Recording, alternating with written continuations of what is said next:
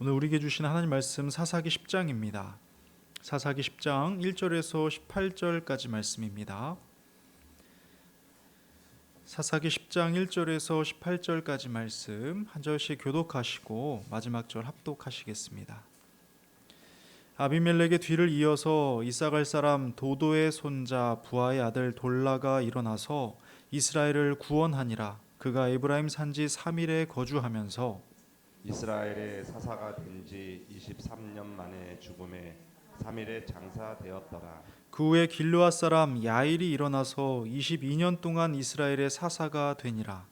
그에게 아들 30명이 있어 어린 낙이 30을 탔고 성읍 30을 가졌는데 그 성읍들은 길르앗 땅에 있고 오늘까지 하봇 야일이라 부르더라. 야일이 죽음에 가몬에 장사되었더라. 이스라엘 자손이 다시 여호와의 목전에 악을 향하여 바알들과 아스다롯과 아람의 신들과 시돈의 신들과 모압의 신들과 암몬 자손의 신들과 블레셋 사람들의 신들을 섬기고 여호와를 버리고 그를 섬기지 아니하므로 여호와께서 이스라엘에게 진노하사 블레셋 사람들의 손과 암몬 자손의 손에 그들을 파심해 그 해에 그들이 요단강 저쪽 길르앗에 있는 아모리 족속의 땅에 있는 모든 이스라엘 자손을 쳤으며 18해 동안 억압하였더라. 암몬 자손이 또 요단을 건너서 유다와 베냐민과 에브라임 족속과 싸움으로 이스라엘의 곤고가 심하였더라. 이스라엘 자손이 여호와께 부르짖어 이르되 우리가 우리 하나님을 버리고 바알들을 섬김으로 주께 범죄하였나이다 하니 여호와께서 이스라엘 자손에게 이르시되 내가 애굽 사람과 아모리 사람과 암몬 자손과 블레셋 사람에게서 너희를 구원하지 아니하였느냐. 또 시돈 사람과 아말렉 사람과 마온 사람이 너희를 압제할 때에 너희가 내게 부르짖음으로 내가 너희를 그들의 손에서 구원하였거늘 너희가 나를 버리고 다른 신들을 섬기니 그러므로 내가 다시는 너희를 구원하지 아니하리라. 가서 너희가 택한 신들에게 부르짖어 너희의 환난 때에 그들이 너희를 구원하게 하라 하신지라. 이스라엘 자손이 여호와께 여쭈어 우리가 범죄하였사오니 주께서 보시기에 좋은 대로 우리에게 행하시려니와 오직 주께 구하옵나니 오늘 우리를 건져내옵소서 하고 자기 가운데에서 이방 신들을 제하여 버리고 여호와를 섬김에 여호와께서 이스라엘의 공고로 말미암아 마음에 근심하시니라. 그때 암몬 자손이 모여서 길르앗에 진을 쳤으므로 이스라엘 자손도 모여서 미스바에 진을 치고 길르앗 백성과 방백들이 서로 이르되 누가 먼저 나가서 암몬 자손과 싸움을 시작하랴. 그가 길르앗 모든 주민의 머리가 되리라 하니라. 아멘. 부러움을 느껴본 적 있으신가요? 있다면 누구에게 무엇 때문에 그런 감정을 느끼게 되셨습니까? 아마도 대부분이 소유에 관한 것일 겁니다. 쉽게 말해서 내게 없는 것을 누군가는 가졌기 때문이겠죠. 이것은 단순히 물질적인 것에만 국한되지 않습니다. 자녀가 없는 사람은 젖먹이는 부모를 보며 부러워할 테고, 배움의 길이 막혔던 사람은 학교에 다니는 누군가만 봐도 부러울 테니까 말입니다. 하지만 내가 시도해 볼 수 있는 것이라면 그나마 괜찮을 텐데, 타고난 어떤 차이라면 아마 부러움을 넘어서 상실감을 가질 수도 있겠습니다. 일명 쟤는 다 가졌네 하는 차이 말입니다. 저는 실제로 이런 분을 만나봤습니다. 한 세미나에서 만난 젊은 목사님이었는데요. 얼굴이 얼마나 조각 같으시던지 실제로 연예인을 보는 것 같았습니다. 세미나라는 게요, 즐거울 리가 없지 않습니까? 그런데 그날 참석하신 여성분들이 어찌나 행복한 표정으로 앉아 계시던지 은혜가 이런 건가 싶었습니다. 어깨도 되게 넓으셨고요. 스타일도 굉장히 좋았고 목소리도 좋았는데 심지어 강의는 또 얼마나 잘하시던지 저도 그분이랑 사진을 찍었습니다. 남자가 봐도 너무 멋졌기 때문이죠. 그런데 문제는 그렇게 사역하시는 분을 만나고 나니까 스스로가 되게 초라해 보였다는 겁니다. 제가 하고 있는 일들은 아무나 할 수 있는 별것 아닌 것처럼 느껴졌던 것이죠. 루즈벨트의 말이 꼭 맞는 것 같습니다. 비교는 기쁨의 도둑이다. 뿐만 아니라 저는 종종 유튜브로 설교를 듣곤 하는데요.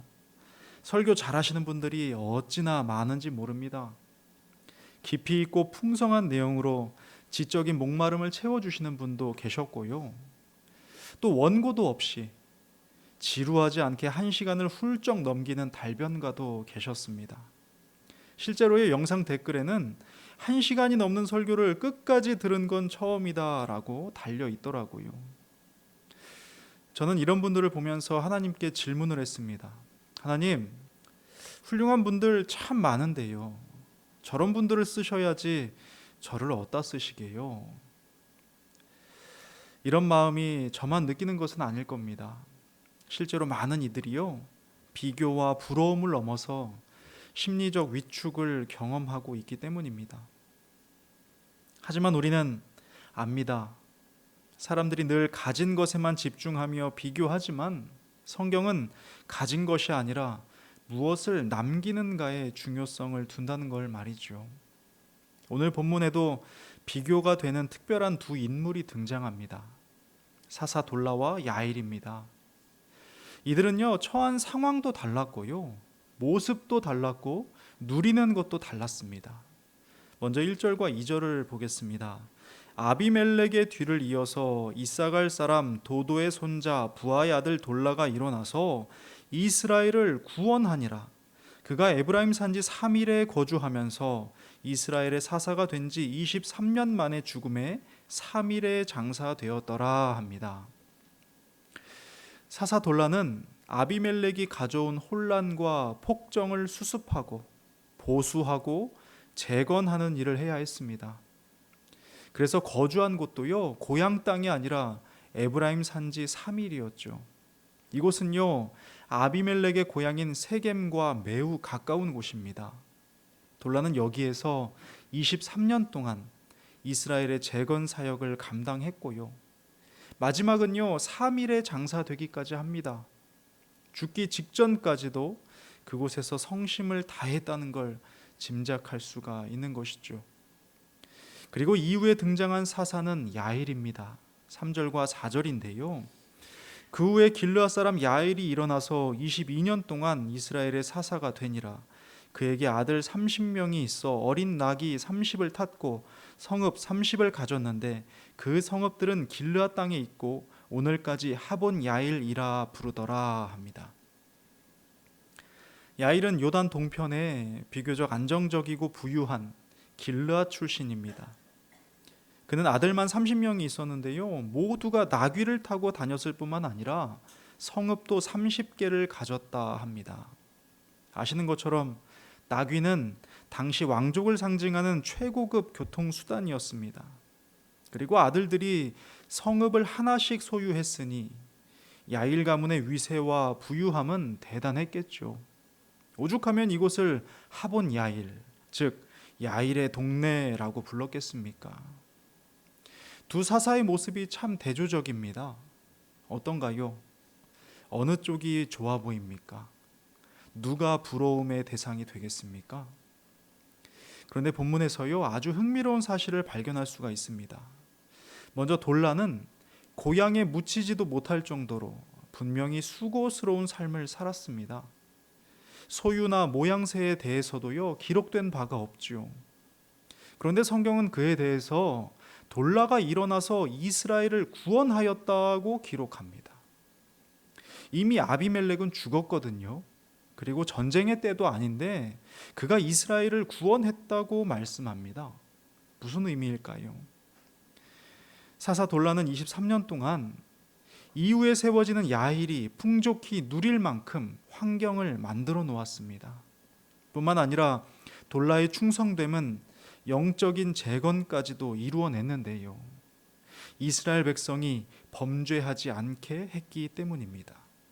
잘 아시겠지만 항상 사사가 죽고 나면 백성들은 다시 악을 행하여서 고통의 쳇바퀴를 돌았습니다. 그런데 유독 돌라 이후에는 그런 기록이 없을 뿐만 아니라 다음 사사가 바로 세워집니다. 참 특별한 장면이죠. 돌라의 사역은 화려하진 않았지만 그는 털을 닦아 놓았습니다. 아무도 주목하지 않는 기초공사처럼 그의 23년은 후대를 위한 견고한 토대가 되었던 것이죠. 반면에 야일에 관한 말씀은 22년 동안 사사가 되었고 이것저것을 많이 가졌으며 가문의 장사되었다는 것으로 끝이 납니다. 그리고 그가 죽고 나자 무슨 일이 벌어지나요? 6절 말씀입니다. 이스라엘 자손이 다시 여호와의 목전에 악을 행하여 바알들과 아스타롯과 아람의 신들과 시돈의 신들과 모압의 신들과 암몬 자손의 신들과 블레셋 사람들의 신들을 섬기고 여호와를 버리고 그를 섬기지 아니함으로라고 말씀합니다. 이스라엘 자손이여 다시 악을 행하였다고 말씀합니다. 이 한 절을 통해서 사사 돌라와 야일의 통치가 어떻게 달랐는지 충분히 가늠할 수 있는 것입니다. 야일의 삶은 화려하고 부족함 없이 보였지만 실제로는 다음 세대에게 아무것도 남겨주지 못했던 것입니다. 자, 과연 어느 쪽이 부러움의 대상이 되어야 하겠습니까? 오늘 우리는 분명히 보게 됩니다. 하나님 앞에서는 무엇을 얼마나 가졌느냐가 중요하지 않습니다.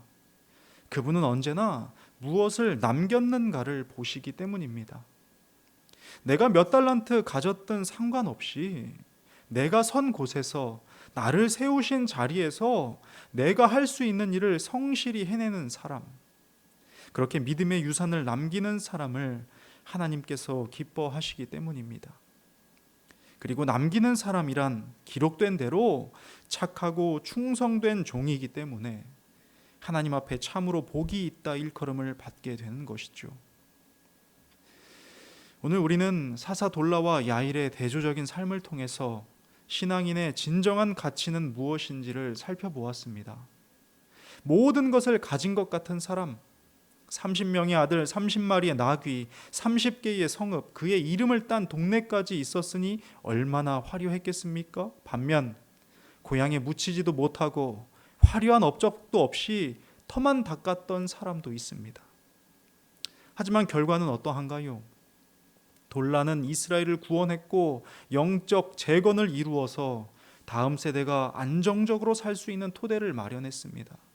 반면 야일은 개인적으로는 풍족했지만 그가 죽자마자 이스라엘은 다시 우상 숭배의 늪으로 빠져들고 말았지요. 우리는 오늘 실제적인 신앙인의 세 가지 모습을 볼 수가 있는데요. 첫 번째는 돌라와 같은 남기는 사람, 충성된 사람입니다. 이들은요 화려하지는 않지만 견고한 기초를 놓는 사람들이죠. 후대를 위해 씨를 뿌리면서 보이지 않는 곳에서 묵묵히 수고하는 사람들입니다. 두 번째는요 야일과 같은 사람, 누리기는 하나 남기지는 못하는 사람입니다. 이들의 현재는 풍족하고 화려할 수 있지만 자신의 세대에서 모든 것이 끝나는 사람들입니다. 개인적인 성취에만 집중이 되어서 어떠한 신앙의 유산도 마련하지 못하는 사람들이지요. 또한 세 번째는 본문에 기록된 대로 여호와께서 이스라엘의 곤고로 말미암아 마음에 근심하시니라는 말씀처럼 이스라엘과 같이 반복되는 악을 행하여 하나님을 근심시키는 사람입니다. 이들은 누리지도 남기지도 못할 뿐더러 언제나 하나님 마음을 아프게 하는 사람들이지요. 나는 어디에 속했습니까? 아니, 나는 어디에 속하기를 원합니까? 사랑하는 여러분, 하나님께서는 우리가 무엇을 가졌는지가 아니라 무엇을 남기려고 하는지를 보고 계십니다. 그러기에 고백해야만 하겠죠. 주님, 저는 돌라와 같은 삶을 살고 싶습니다. 화려하지 않을지라도 남기는 삶, 충성된 삶, 유산을 이어가는 삶을 살게 해 주십시오. 오늘 이 고백을 하나님께 올려드려야 하겠습니다.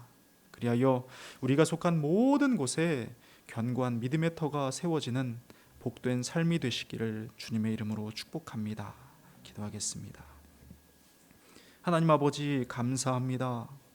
오늘 나는 어디에 속했는지, 아니 나는 어떤 삶을 원하는지를 분명히 고백하게 하여 주시고 우리의 간구와 기도대로 아름답게 이루어지는 삶이 되도록 도와주시옵소서.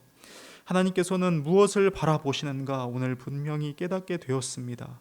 나의 마음과 뜻을 다하여 하나님께서 기뻐하시는 길을 걸어내는 아름다운 삶으로 오늘 하루도 인도하여 주시옵소서. 감사드리며 예수 그리스도의 이름으로 기도드립니다. 아멘.